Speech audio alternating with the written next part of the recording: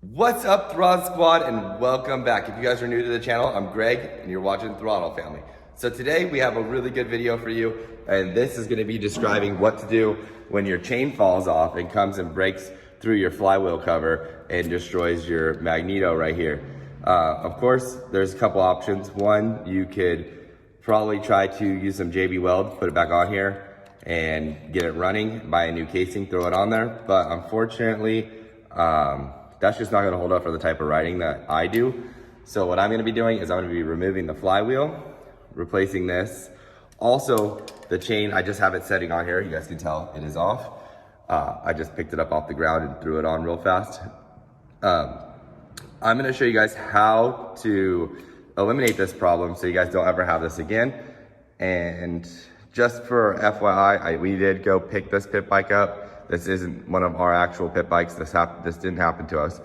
But a lot of people say the chain's a big weakness on this bike, and that's very true. So especially if you have the stock chain, what they do is they tend to stretch out a lot, and you're gonna need to adjust your chain right here. But let's get into the process of how to fix this first. We'll get to that second.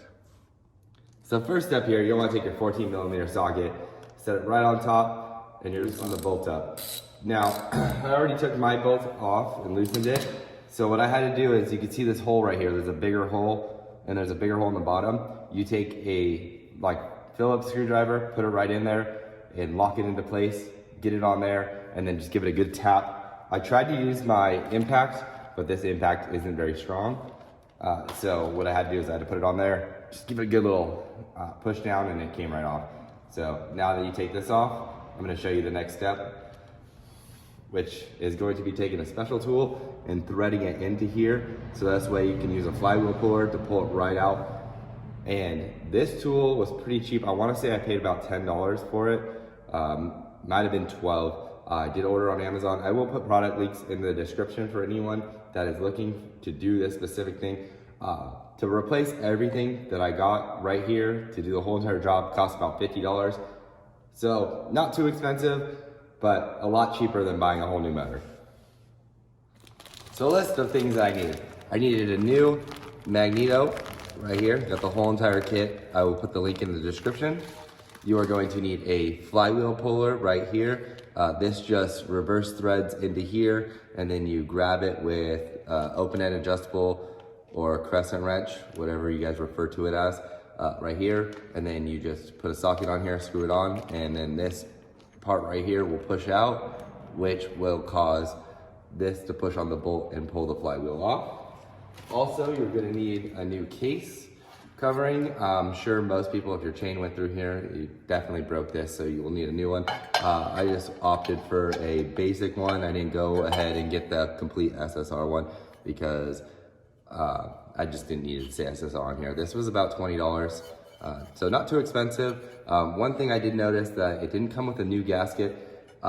You don't necessarily need a gasket for this because no oil runs through here. So it's not like you desperately need a gasket. I'm gonna run mine without a gasket and see how that works at first. And if I need to make a gasket, I'll probably cut one out of cardboard. If not, I'll put a link in the description for an actual gasket so you guys can order one if you prefer to have one. Okay, so now that we have the flywheel bolt off, so now I'm gonna be using my flywheel puller tool that I got, and to put it on, basically extract the bolt as far out as you possibly can, and then go to the inside and reverse thread. And by reverse thread, what that means is you're gonna be turning it lefty-loosey instead of righty-tighty. So you just put it on to the left, get it nice and snug on there, make sure you have a good amount of threads on there, and then you're gonna be cinching down this bolt right here. And then once you cinch this bolt down right here, you're gonna need to put a crescent wrench on here or open-end adjustable, whichever is referred to. And then you're gonna be needing to get a socket on here so you can tighten it down. So let's start that process now.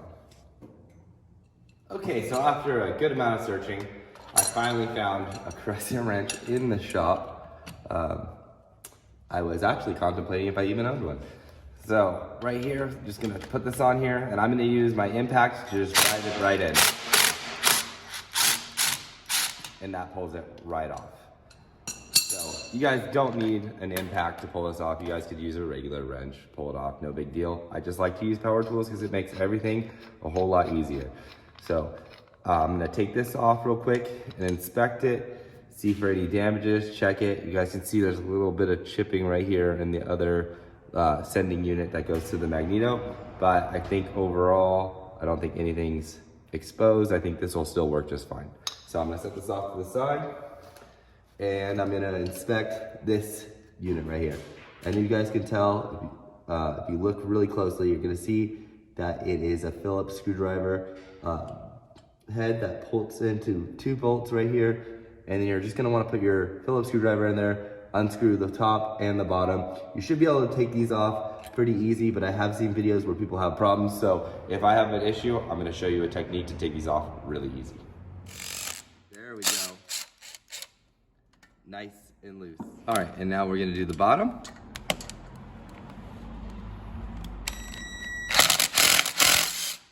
And there we are.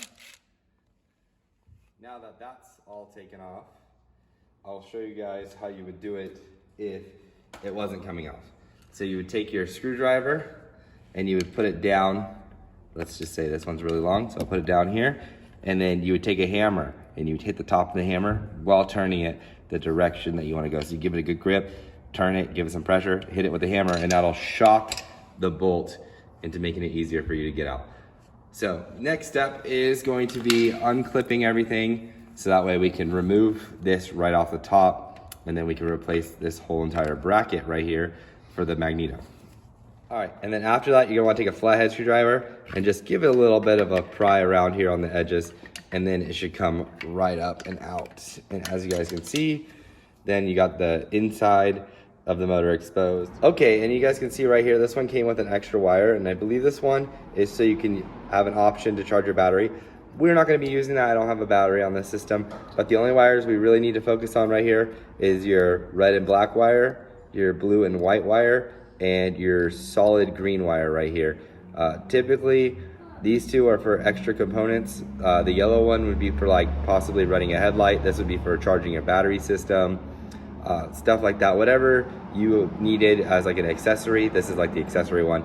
So as you can see, even built into the harness of the previous one, it had 2 yellows, so those are probably 2 accessory wires, but then you have those main 3 wires that I was just talking about, the green, the blue, and the red. So it's gonna be a pretty simple procedure. All you're gonna do is unclip these, reclip the new ones in, and then basically install this exactly how it was. There's an O-ring on the outside right here that seals around this edge right here to keep oil from coming out. Just give it a good wipe down with your finger just to make sure no dirt came in there. As you guys can see, I had a little bit of dirt on the top layer right here from where it's not sealed, because dirt does get into this. So you will get some contaminants in here, but this whole entire thing is supposed to seal. I'm still gonna be able to use my original seals. I did have to lay the bike down sideways just so that the oil that's in here doesn't get drained out. As looking in here and seeing the motor, I can tell that the oil in here is pretty dirty, but what you wanna do is you wanna grab a little bit of oil, probably from the use section, and give it a good little wipe down around this whole edge right here where you have the new gasket on. So just rub your finger with a little bit of oil all the way around, and that'll keep it nice and lubricated right here, which will just give you a little bit of a better seal all the way around, and it'll also help keep this seal from drying out. So apologize if a lot of that's not in the video right there, but I'm working with what I got. So now I'm gonna reinstall this back to the same position it was, give it a nice little slip in, and try to see if I can't press it down. I know once I screw it down, everything's gonna go into place, but just giving it a good little press down. Unfortunately, a lot of times when your chain breaks, it will knock off this little bracket right here, and that's usually what causes it to not work or run anymore. But since I'm not gonna be using this wire, I'm gonna put it up out of the way, just because this wire is connected to this wire right here. So if I put it up and out of the way, I can trim it or put it however I want. And then this way I can slide down the fitting right down here and have it lock right into place where it needs to be. So I'll just give it a nice little scoot down, pull all the wires up, give it nice and tight, and come down here. And then I'll place this seal right here, just in place like so. So this way everything's all good. I'm just gonna place this one out of the way for temporary. If I want, I could bolt it in here and have it sitting in there. But for right now, that looks pretty good in my opinion. And I think as far as it running now. I think it'll run no problems, but I could tuck this wire away in here in case I decide later on I want to take it apart and add something special on there. So now it's just the same process of repeating the steps, taking it apart, putting the bolts back in, the top and the bottom. You're not going to need to tighten these down excessively. I don't think they're going to come out of the motor, but you definitely want to give them like a good little hand tie. I don't have the exact specifications for what the torques are required on here. That is because of two reasons. One, nowhere online has it, and two, I feel like this part of the bike isn't going to get that much use or wear. It's not like any of these are rotating parts that go around, and there also is a seal to keep it in place, as well as when the flywheel is on here, it'll keep it from kind of moving in and out. If you do ever notice that you do have a leak down in here, you may want to take these apart, maybe put some Loctite on them. Okay, so I have some blue Loctite right here. I'm just going to take it out and put it on the threads of the bolt. Just like so. I hope you guys can see this good on camera. Ooh, I put way too much on there, but you know what? That's okay. I don't think I want these bolts ever vibrating or coming out, and I don't want them disappearing. So now we'll just give it a nice little thread in and tie it down.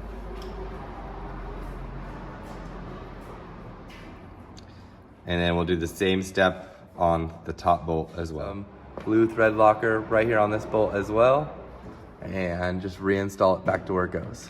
All right, and just to show everyone how I do it, I'm just gonna go ahead, push it down, give it a nice little snug, just to make sure everything's good. Oh, those are nice and tight. Perfect.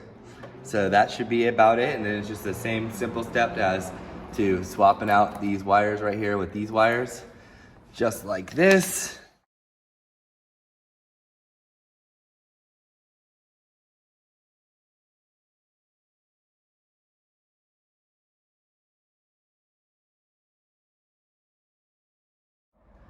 After all the wires are on, you should be good to put your flywheel back together and then reinstall the casing on the outside. For me, I did take the shifter off. I felt it was easier for me to get down to this bolt.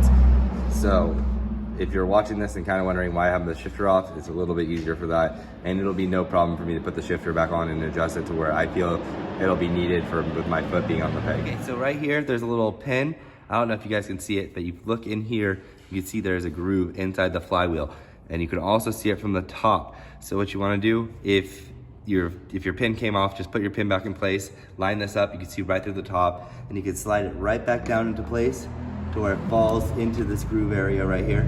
And then you're gonna take your flywheel bolt, put your flywheel bolt right back on the top, and give it a nice good tight down. For me, I'll just use my impact and tighten it right back down. Okay. With mine, I don't know if you guys can see this from this far away, but I have a little marking right here, and I had a marking on the nut. I can barely see it on the nut. That way I can just kind of like give a guesstimate where it was.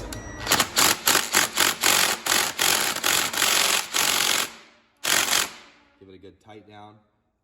This impact is not tight enough to like, you know, damage anything but anything. So I just give it my hand on here, just kind of couple tight downs, and it should be in place. And in theory, I should be able to kickstart this bike right now if the carb's not too dirty. If the carb's too dirty, I'll show you guys how to take your jets off and clean it out. I don't know how long it's been since you guys have rode your bike. This one has been a while, obviously, without this on here. I am gonna start it with the casing off of it, just to give it a good idea, and that way I can also visually inspect for some leaks. All right, so now that I have everything hooked back up, I'm gonna leave the casing open right here, just so I can see if it starts up before I go putting it all back together. Let's see how it goes. All right, choke on. Let's see.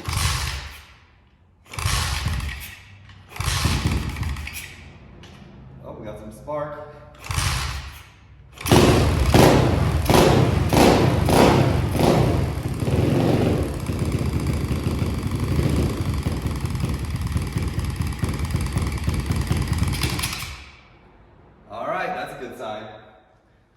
So I honestly didn't know the condition of the carb, so I didn't know if it was going to fire up at all. So it sounds to me like it just needs a good carb cleaning, but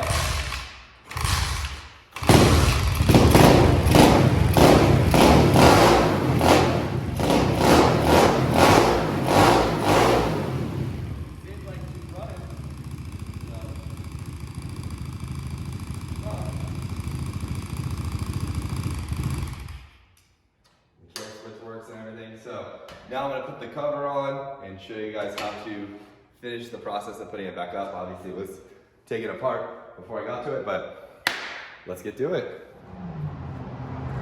All right, and the best part about this new kit that I got is it did come with new hardware for the flywheel cover. So let's get this put back on, get it in place. Let's see if the bolts line up. I'm sure they do, but it's always nice to just give it a good little test run and see. As you can see, I'm sure some of these bolts are probably longer than others.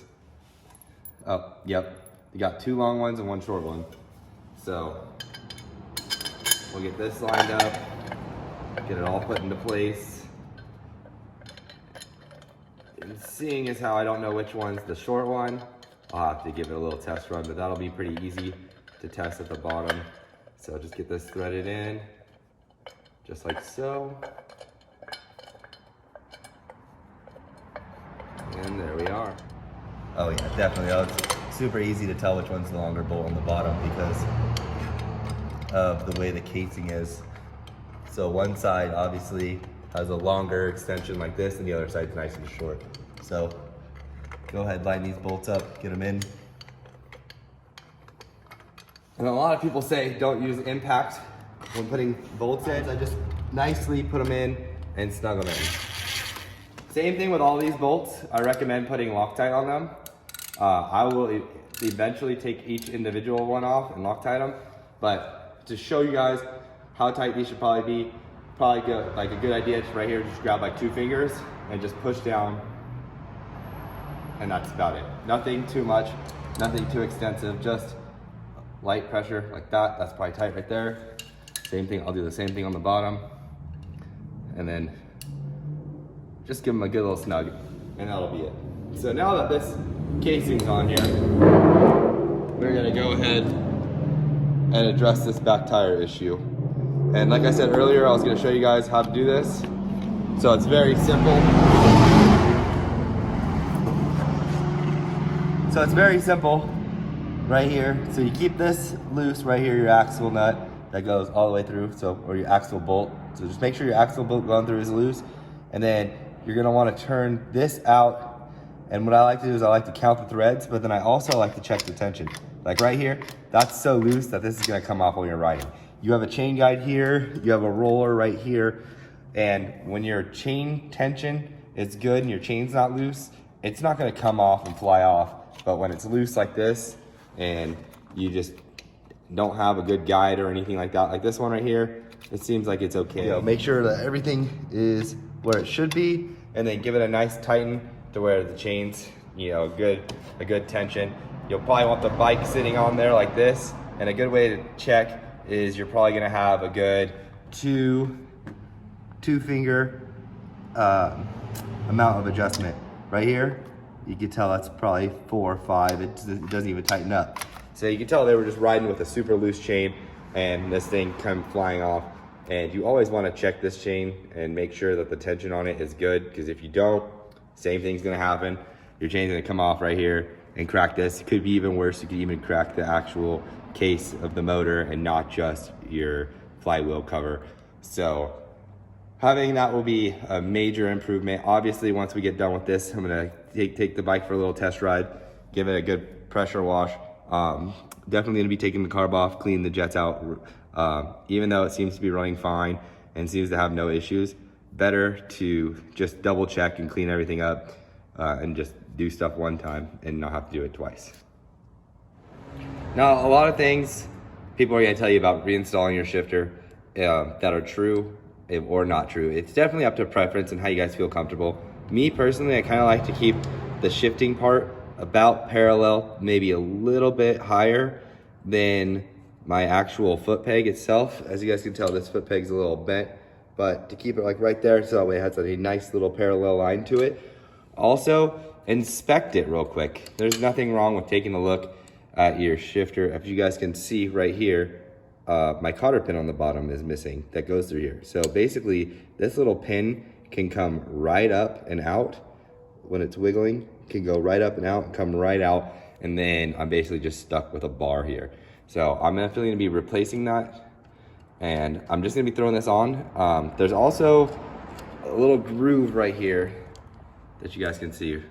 So right here is where your bolt's gonna basically go up in the middle of it to tighten in, and that's to keep it from sliding back and forth and coming out. It's not necessarily the clamp pressure that keeps this on, it's this little groove.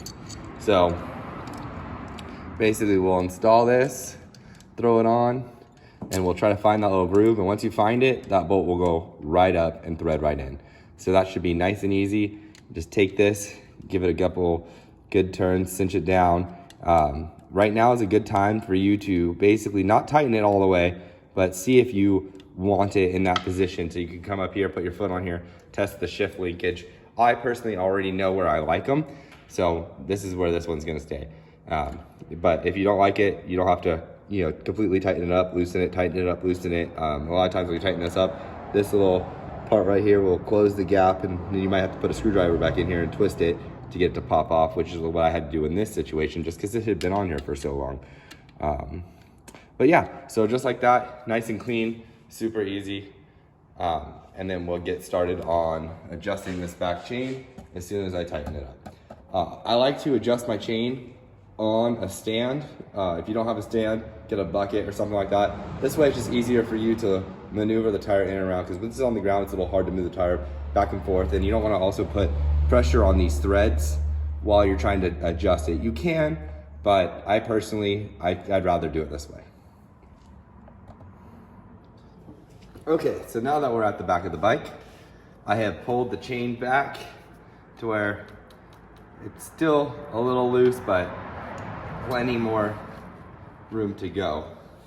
So as you guys can see here, that's probably closer to the amount of play that we actually want. So what I'm gonna do is I'm going to be adjusting this bolt right here out, and if I can, just with my fingers, adjust it as far out as I can to where it hits the stop, and I'm gonna repeat that process on the other side as well. Make sure that you have your threads even on both sides, because that'll keep your tire straight, and keeping your tire straight is also gonna help prevent the chain from coming off.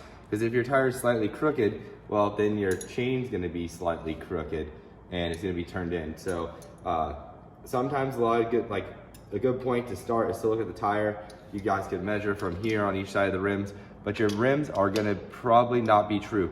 So when you spin these things around, they're probably gonna have a little bit of wobble in them, especially if it's used. This one I'm gonna have to go through, true it up, same with the front. But for right now, and this purpose of this video is we're just gonna be going off of threads, and going off of threads will give you an accurate reading on both sides. Both these are set up the same way, so it's gonna give you a really good, too close, perfect reading that you're gonna get so you can get a nice tight chain.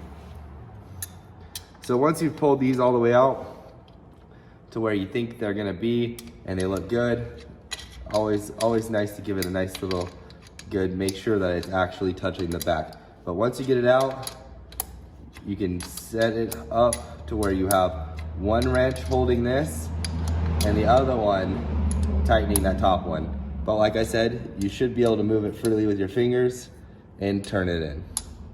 So now that I have this one held, I'm gonna go ahead and try to turn this in.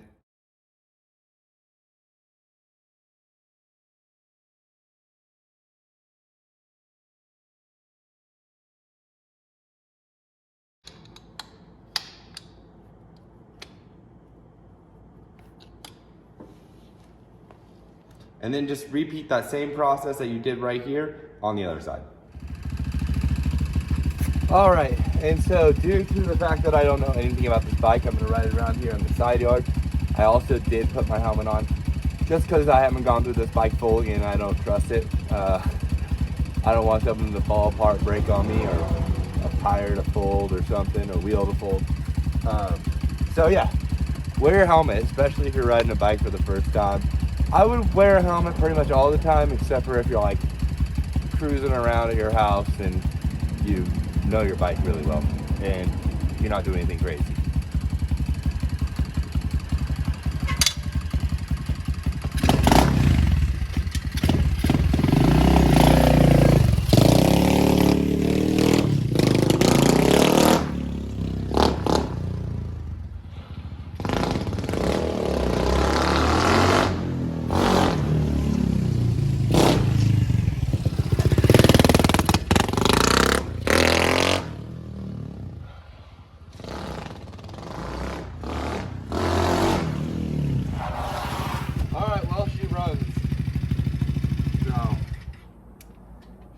run really good, actually. I just need to take that carb off, give it a little bit of a cleaning. So I guess that'll be next. Let's do that. So I'm gonna end the video here. If you guys want to see more content on how to clean out your carb and things to look for when buying a used dirt bike, make sure you subscribe and watch our next video. Until next time, remember, dream big, stay happy, peace. Oh wait, like, comment, and subscribe.